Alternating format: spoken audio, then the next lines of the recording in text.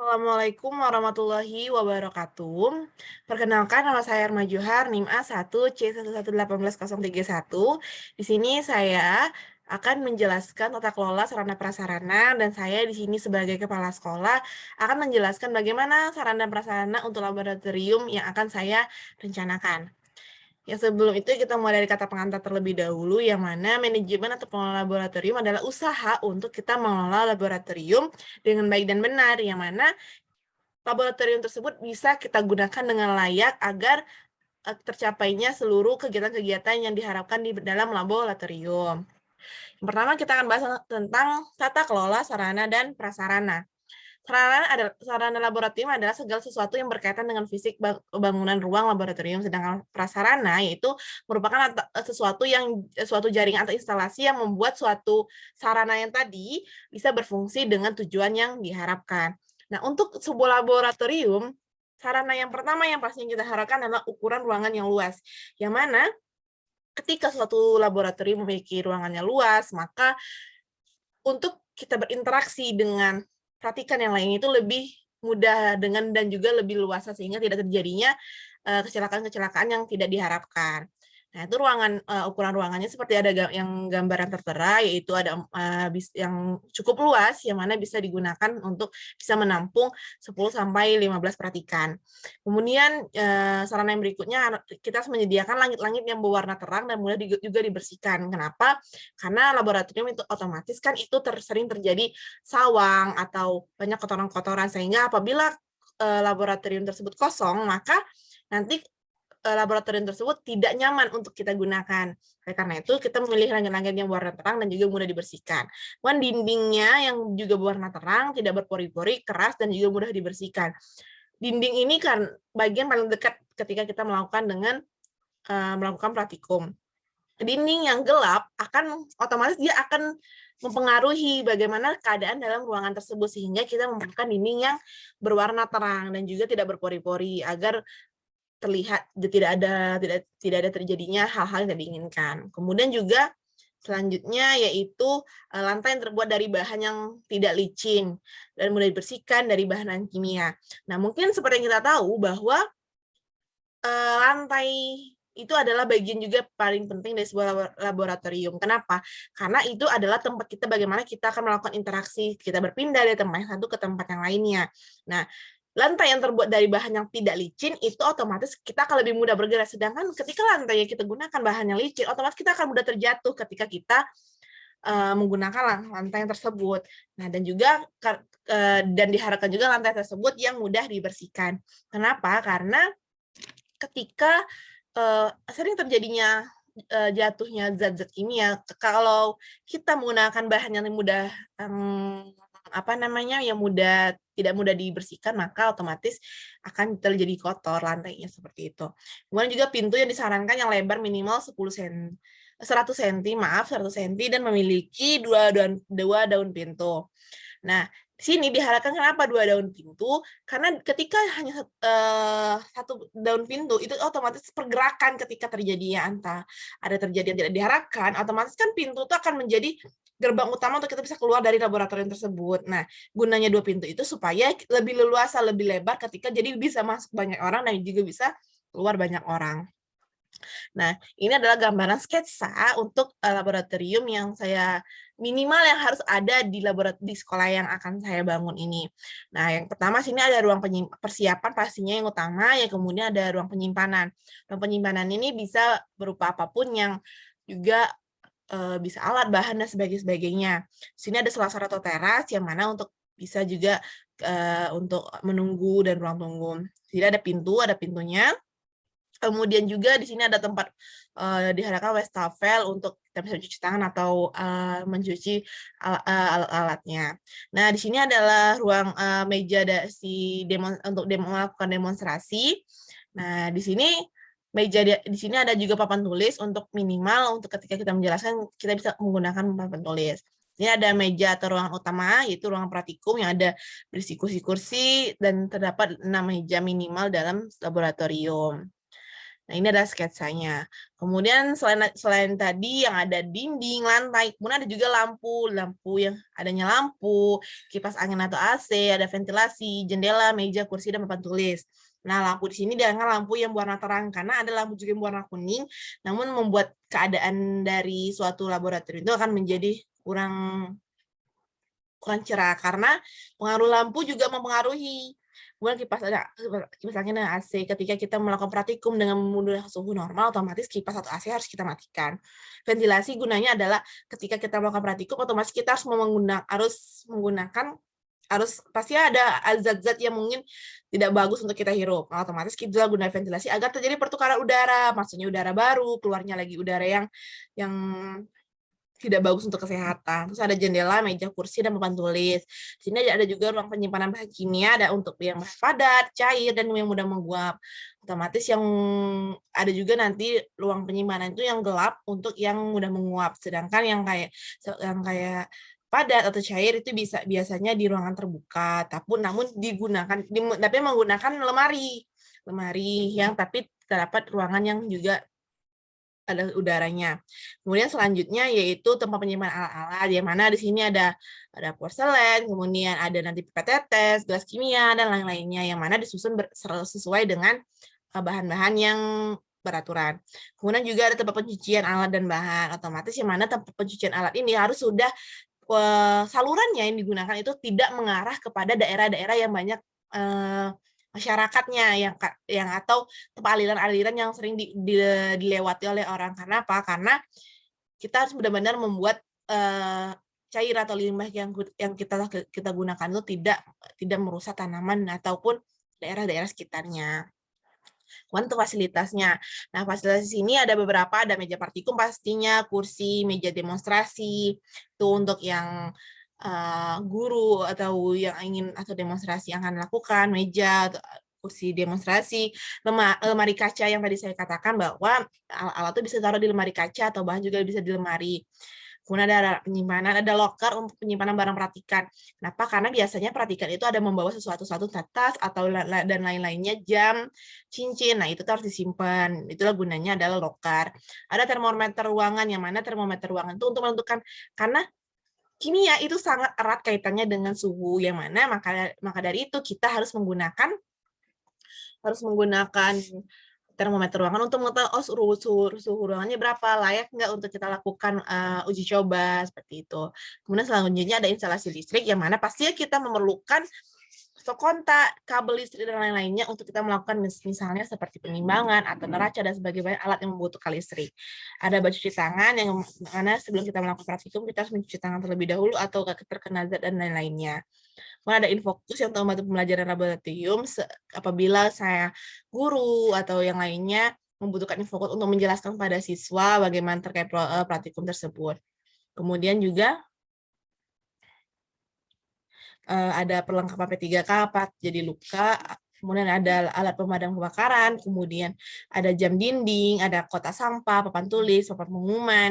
Papan pengumuman ini biasanya pengumuman misalnya sesuatu yang sangat penting yang nggak bisa diumumkan, jadi dicatat di papan pengumuman. Kemudian berikutnya ada pendingin ruangan atau AC, ada alarm darurat ketika ada terjadinya suatu kecelakaan, ada SOP yang digantung di dinding laboratorium, dan ada juga tata tertib untuk agar praktikan mengetahui apa saja yang boleh dilakukan dan tidak boleh dilakukan. Selanjutnya ada peralatan dan bahan.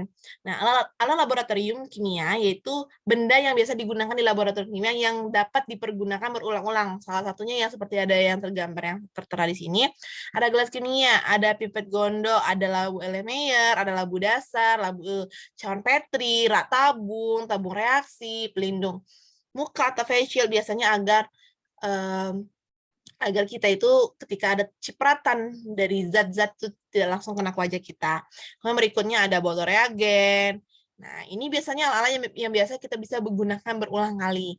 Ada gelas arloji, ada termometer raksa, termometer yang biasa, kemudian ada tabung reaksi, ada corong, ada pembakar spiritus apabila kita melakukan pemanasan, tuh pasti kita membutuhkan spiritus. Kemudian ada indikator universal kalau ketika kita mau mengukur pH. Nah, ada termometer ruangan juga tadi yang saya katakan, ada hot plate juga untuk kita melakukan pemanasan. Hot plate ini sebenarnya kompor yang menggunakan listrik, yang tadi saya gunakan ada install listrik itu gunanya tuh ada hot plate, tapi ada juga kita biasa menggunakan hot kasa kaki 3 dengan spiritus. Nah, kalau bahan laboratorium ini bahannya bisa digunakan yang tidak dapat digunakan berulang kali ketika kita udah mencampurkan suatu zat itu nggak bisa kita pakai lagi, kita buang, kita ganti dengan zat yang baru. Nah, hal umum, nah ini nih, bahan kimia itu sangat banyak jenisnya. Nah, jadi kita itu nggak bisa menyimpan bahan-bahan kimia itu sembarangan. Dia ada aturan-aturannya, ada pengelompok-pengelompokannya. Nah, hal umum yang biasa jadi perhatian di dalam penyimpanan bahan kimia dan lain yaitu aspek pemisahannya. Kita harus bisa memisahkan yang mana bahan yang padat, mana yang cair, mana yang mudah menguap, itu tidak boleh disatukan. Ada juga tingkat resiko bahaya. Nah, kalau misalnya zatnya ini berbahaya, itu otomatis penyimpanannya tidak bisa sembarangan, hanya ada ruangan khusus untuk kita menyimpannya. Pelabelan, nah itu labelnya. Misalnya ini yang keras, ada yang ini konsentrasinya berapa molaritas. Nah, itu tuh ada label-label itu sendiri, jadi kita nggak bisa sembarangan. Kemudian ada fasilitas penyimpanan, itu pasti beda-beda yang saya bilang, ada ruangan gelap dan ada ruangan terang yang mana untuk penyimpanannya. Kemudian ada wadah sekunder, ada yang bahan-bahan kadaluarsa itu harus dipisahkan, ada inventarisasi dan risiko-risiko bahayanya. Nah, berikut ini merupakan panduan umum untuk mengurutkan tingkat bahaya dari bahan kimia dengan kaitan penyimpanannya. Nah, biasanya nih label yang ada storage code red, ada storage code yellow, ada yang biru, ada biru putih, ada yang putih dan juga ada yang abu-abu. Ini dengan bahan yang kalau yang ini flammable, yang ini oksidator, yang oksidator yaitu mudah mengantarkan itu aliran. Kemudian ada toksik, berarti sangat berbahaya. Ada korosif, dapat mudah terkena korosi apabila kita terkenanya. Ada tingkat label dengan tingkat bahaya yang rendah, itu biasanya dengan kode warna abu-abu. Nah, ini biasanya yang diurutkan dengan bahaya radioaktif. Yang paling ngeri itu adalah bahan radioaktif. Kemudian ada piroporik, ada eksplosif, ada cairan flammable, ada asam basa korosif, ada bahan reaktif, ada air, ada padatan, ada oksidator, kombustible, dan toksik, dan bahan yang tidak memerlukan pemisahan. Itu jadi bahan kimia itu tidak sembarangan kita pisahkan, jadi benar-benar tidak sembarangan kita gabungkan, namun harus kita pisahkan sesuai dengan aturannya. Ada personil laboratorium. Nah, di laboratorium ini nih, selain kita udah membuat sarana prasarana yang bagus, udah kita buat bagaimana pengelompokan alat dan bahan, pastinya ada pendukung bagian-bagian pendukung yang mengelola laboratorium tersebut, itu disebut namanya personil laboratorium. Yang pastinya ini ada kepala sekolah yang pastinya di bawah pimpinan kepala sekolah, ada namanya penanggung jawab laboratorium. Nanti penanggung jawab laboratorium itu bekerjasama dengan bagian kurikulum. Nah, nanti di penanggung jawab laboratorium itu ada namanya teknisi. Teknisi itu yang membantu penanggung jawab dalam mengelola laboratorium. Nah, biasanya penanggung jawab laboratorium itu ada guru fisika, kimia, dan biologi, karena 3 itu yang sering melakukan praktikum di laboratorium. Nah, jadi mereka inilah yang ada pada bagian laboratorium, yaitu bagian dari laboratorium. Selain tadi kita udah butuh prasarana yang bagus, sudah kita menyusun alat bahan dengan baik dan benar, pastinya juga ada bagian pendukungnya, yaitu personel dari laboratorium. Nah, berikutnya yaitu ada kegiatan laboratorium. Jadi apa saja kegiatan-kegiatan selain hanya untuk praktikum di dalam laboratorium, dan administrasinya gimana aja. Nah, ada 9 komponen administrasi laboratorium. Pertama, buku inventarisasi, ada kartu stok, ada kartu peminjaman alat dan bahan, ada buku harian juga, ada buku catatan harian laboratorium, ada kartu reparasi, label alat dan bahan, nah program semester laboratorium, laporan bulanan, dan daftar alat. Nah, ini kegiatannya. Mengadakan kegiatan-kegiatan yang biasa dilakukan adalah mengadakan program semester untuk kegiatan praktikum di laboratorium. Yang kedua, membuat kartu inventaris alat dan bahan, membuat panduan praktikum, membuat kartu stok alat dan bahan, membuat kartu peminjaman, membuat catatan harian, membuat kartu reparasi, dan mau laporan. Nah, ini bagian-bagian jadi yang kita lihat laboratorium itu hanya melakukan praktikum, tidak, namun ada pihak-pihak yang itu pengelolanya dan penanggung jawabnya serta teknisi yang melakukan administrasi pada laboratorium. Jadi banyak yang harus kita perhatikan dalam laboratorium karena memiliki tanggung jawab yang besar.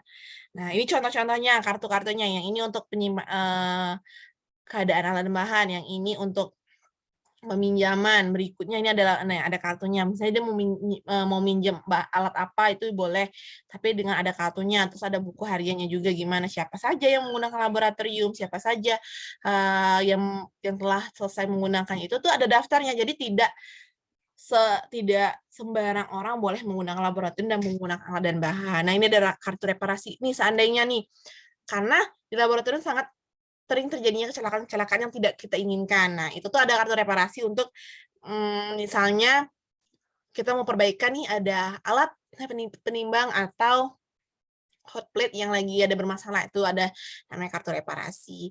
Ada laporan bulanan juga oleh kegiatan laporan fisika, kimia, dan biologi. Nah, nih ada limbah dokumentasi atau sistem pengarsipan. Nah, ada namanya inventarisasi. Nah, semua kegiatan inventarisasi harus memuat sumber data dari mana alat-alat ini diperoleh dan beli. Jadi, alat yang datang dengan alat yang udah keluar, saya yang rusak, itu tuh ada datanya. Jadi, fungsinya dari inventarisasi itu agar semua lebih tertata. Nah, ini ada tujuannya, ada mencegah pemakaian berlebihan. Jadi kita tahu, oh segini, makanya harus dengan batas yang standar. Ada meningkatkan proses pengerjaan dan pekerjaan dan hasilnya, mengurangi resiko kehilangan. Ya, jadi kadang ada tuh yang hilang, PPTS-nya hilang. Nah, itu tuh guna inventarisasi itu untuk kita tahu, oh berapa barang yang hilang. Jadi berapa yang digunakan itu pasti dikembalikan harus dengan jumlah yang sama, kalau enggak berarti mereka harus tanggung jawab. Ada mengurangi biaya operasional, kadang ya tuh reparasi, perusakan, nah itu tuh kan tidak diharapkan. Meningkatkan kerjasama dan kualitas kerja. Nah, sini visi misi yang saya harapkan untuk mewujudkan laboratorium IPA SMA Negeri 13 Bukit Berbunga sebagai sarana kegiatan peserta didik dan guru dalam melakukan praktikum dan penelitian menghasilkan peserta didik yang unggul, kreatif, serta berwawasan lingkungan sehingga dapat mengikuti perkembangan teknologi dan ilmu pengetahuan yang dilandasi iman dan takwa kepada Tuhan Yang Maha Esa. Nah, misinya adalah menyelenggarakan administrasi laboratorium dengan tertib dan baik, penyediaan sarana prasarana dalam proses pembelajaran maupun penelitian, menyelenggarakan kegiatan praktikum laboratorium minimal 3 kegiatan praktikum setahun yang menciptakan suasana lingkungan yang nyaman. Nah, dengan lingkungan yang laboratorium nyaman itu, ya dengan adanya semua yang diharapkan, ada prasarana yang bagus, alat dan bahannya tertata, personilnya, bagaimana cara inventarisasinya. Nah, itu juga diharapkan dan juga pastinya tetap disediakan di sudut-sudut dari ruangan laboratorium itu adanya pemadam kebakaran apabila terjadi hal-hal yang tidak diharapkan itu dapat dicegah. Oke. Sekian penjelasan dan presentasi dari saya terkait dengan tata kelola sarana prasarana untuk pengelolaan laboratorium. Saya Erma Johar, saya akhiri. Wabillahi taufiq wal hidayah. Wassalamualaikum warahmatullahi wabarakatuh.